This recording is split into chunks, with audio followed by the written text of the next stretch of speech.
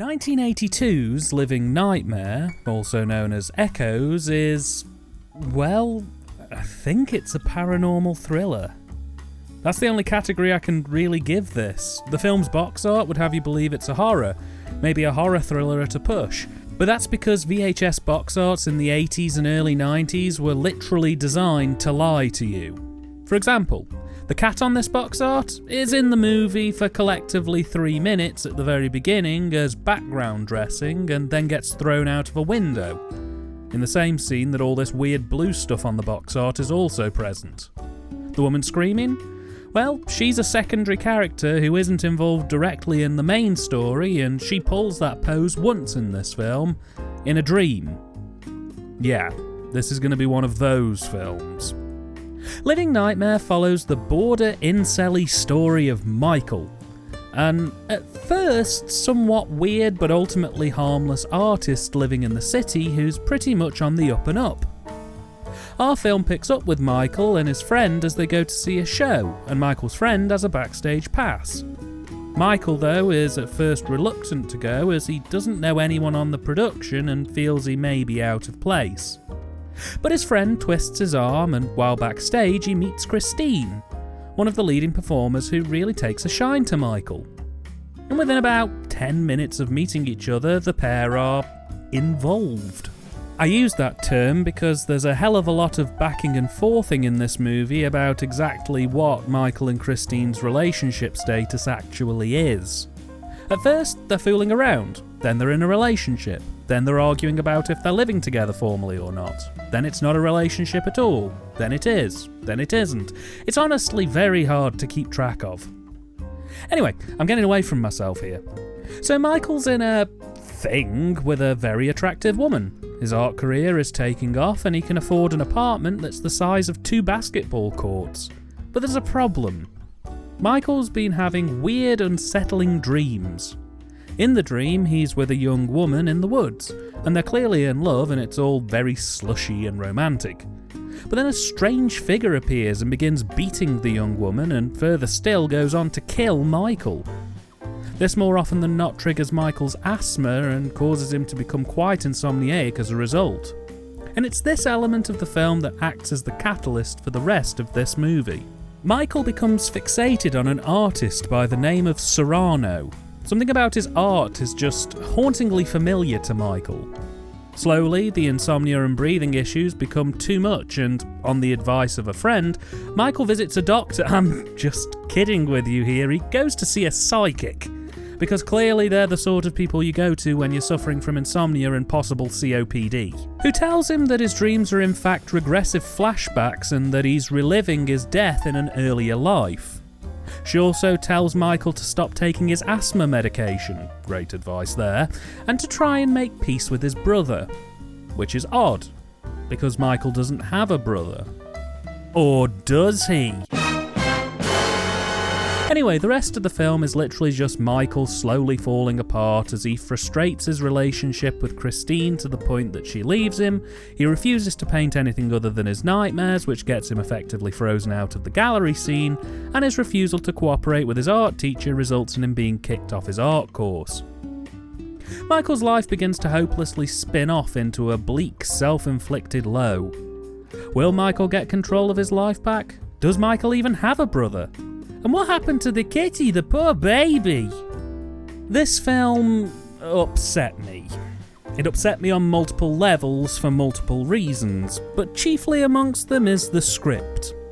You see, the first 30 minutes of this 90-minute film are brilliant. Really solidly written, good pacing, maybe a little awkward in places on the dialogue front, but otherwise it's nice and tight.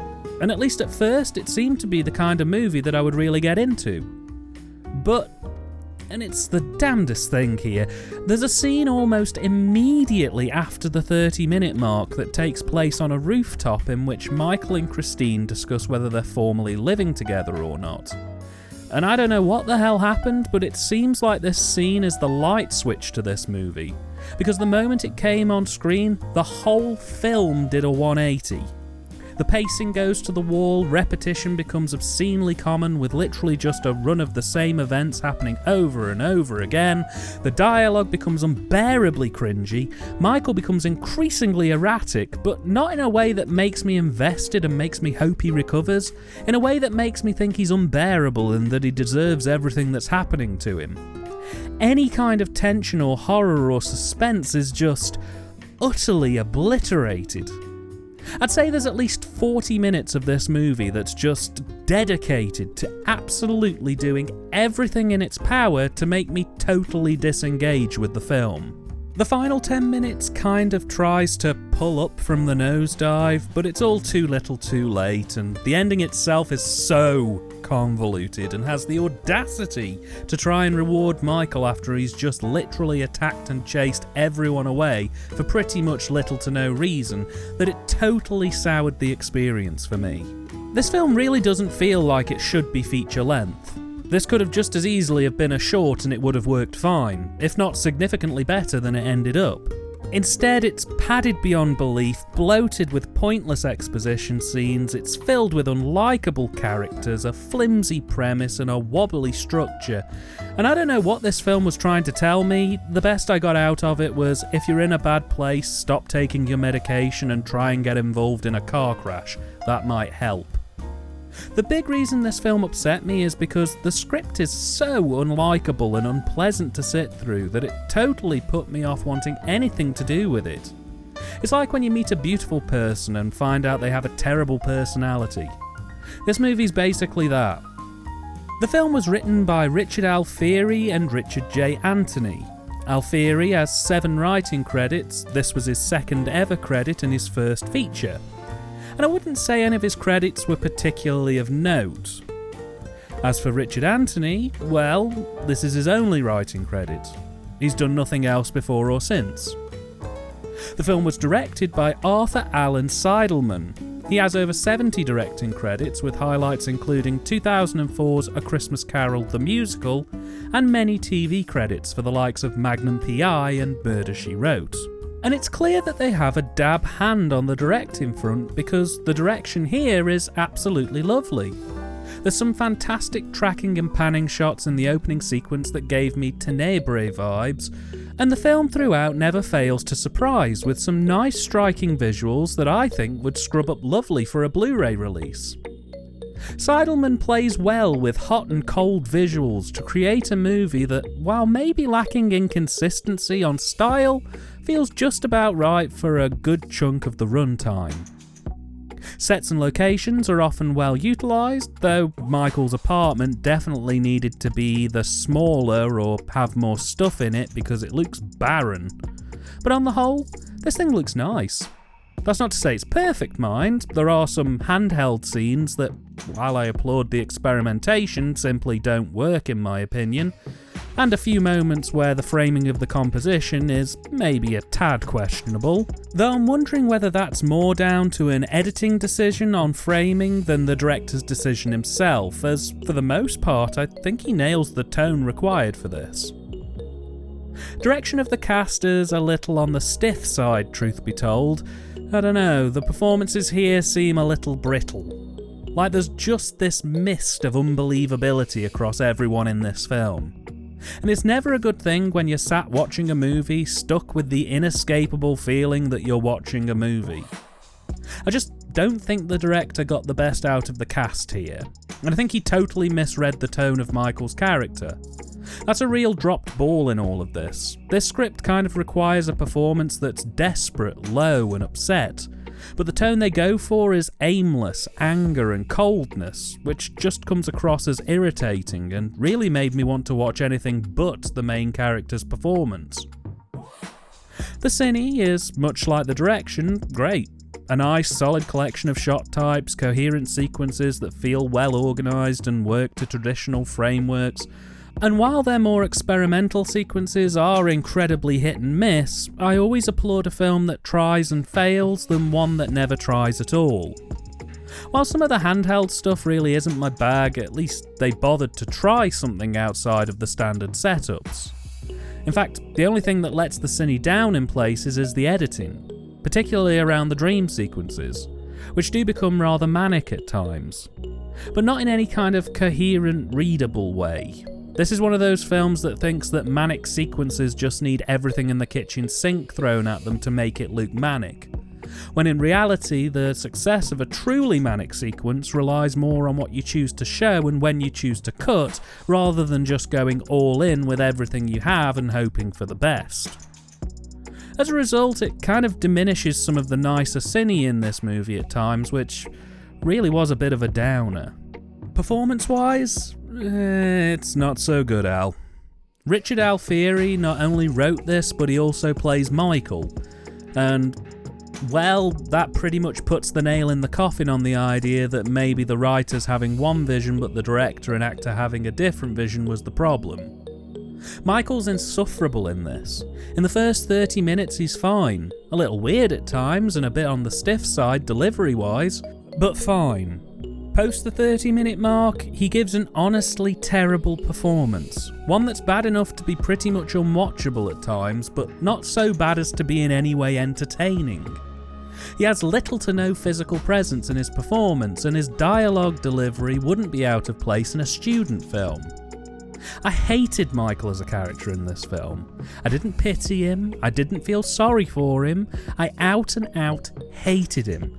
Hated him for the way he treated Christine, hated the way he tries to gaslight and manipulate her into coming back. I hated the way he blows up every 20 seconds at people for problems he himself has created. I hated his self-wallowing, woe is me crawl through the second and third acts, and I hated how the film was just relentless in pushing this approach. It's a badly performed role for a badly written character, in my opinion. Natalie Neal is probably the best performer in this as Christine. She has an elegance and smoothness of delivery that, while not perfect, was certainly in line with what this kind of film should require. She seems to get the tone of the picture, and while the script seems to give her some of the clunkier side of the dialogue, she just about manages most of them fine enough. I almost felt bad when she leaves the film around the second act for the most part, because it meant we were left with, well, what's left? And what's left is mediocrity. The supporting cast range from very stiff to just about acceptable. There's one hammy performance in this from Mercedes McCambridge as Lillian Gerben, the art dealer interested in Michael's work, but she's largely here in a cameo role, and here she represents the only zeal the film really gets. Everyone else is just kind of there. No one stands out, no one really sets any kind of tone. It's all just Blair performances, which, I mean, this film wasn't necessarily going to win any awards, but I really got the feeling that a lot of people in this film were just doing it to boost their portfolio and get tape. Finally, the soundtrack. And it's great. A really genuinely well-composed piece that had maybe one or two wobblers in amongst a really nice orchestral-sounding arrangement that reeks of big city vibes that suits the tone and location of this film perfectly. I loved it to the point that I think I'd quite happily listen to some of these tunes outside of the movie itself.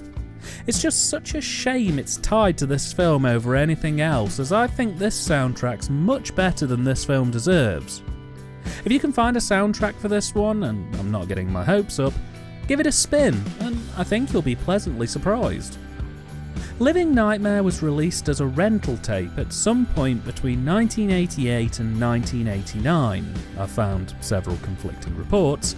It was licensed to Aerial Home Video on behalf of CBS Distribution, and there is some evidence to suggest that it also received a retail release at some point in the early 2000s. At least, according to the BBFC website. But again, nothing concrete that I could 100% pin down. It was later released on DVD in 2008 by a studio called Pegasus, which is now out of print. And that's about it for this movie. It hasn't been seen since, but the DVD copy is pretty cheap. Not that I'd particularly encourage anyone to watch this one. I was frustrated with Living Nightmare more than anything else. On the one hand, it has some really nice and solid Cinean direction, a really great OST, and a third of the runtime script is fantastic as well. But all that goodwill is quickly evaporated by a script that goes out of its way to turn you off the film by any means necessary for a bulk of the remaining runtime, and with a cast who predominantly don't seem to care much to be there, coupled with the bizarre choice to make the main character's plight something the audience need to suffer with rather than empathise with. Throw in a metric crap ton of padding and repetition and I just can't recommend this one. It left me frustrated and angry, and this one's probably going to be sold or given away at the next convenience.